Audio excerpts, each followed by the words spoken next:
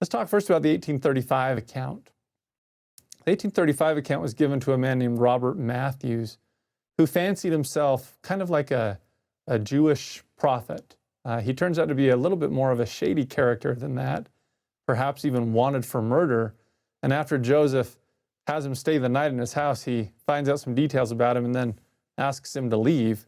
So it's a little bit sketchy in our history, but from it we get a great first vision account as Joseph tells Robert Matthews about Joseph's own visions as a whole.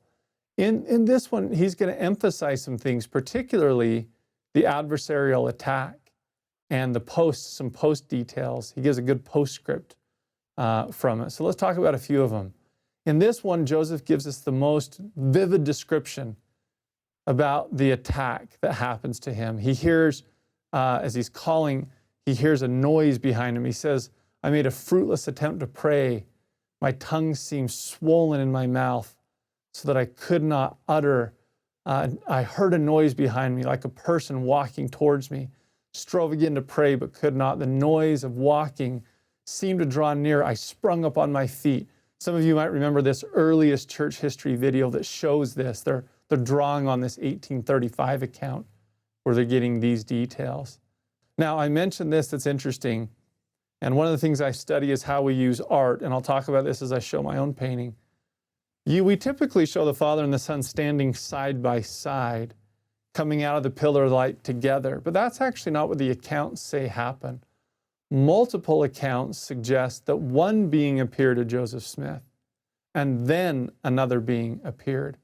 In the 1835 account, he says, a personage appeared in the midst of this pillar of flame, which was spread all around. By the way, did you catch in the 1832 account that he first wrote, I saw a pillar of fire, then crossed it out and wrote light. Back to this, spread all around, and yet nothing consumed. Another personage soon appeared like the first. He said to me, thy sins are forgiven thee. Really fascinating. And by the way, that's supported by at least two of the other secondary accounts. In 1843, David Nye White wrote, quote, directly I saw a light, and then a glorious personage in the light, and then another personage. To Alexander Nybar, who wrote this down, Nybar said that when he sees the being that appeared to him, after a while, another soon came to the side of the first. That's interesting to consider Joseph speaking to one being, and then after a while, or shortly thereafter, another being appeared. He also leaves this wonderful postscript in the 1835 account. He says, and I saw many angels in this vision.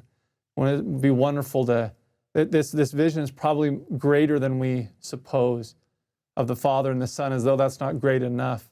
There was apparently a concourse of angels. Imagine that in your mind as well. And we're starting to see that in some art being produced today.